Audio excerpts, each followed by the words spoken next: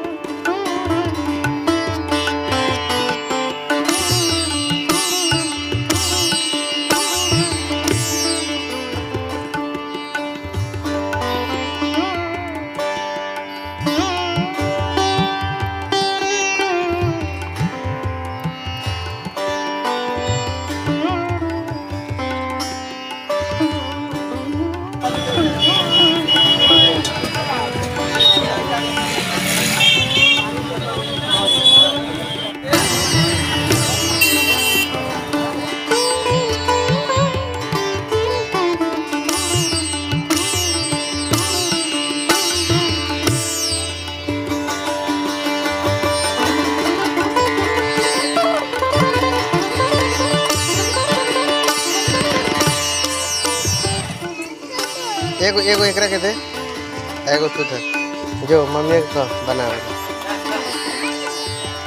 जा।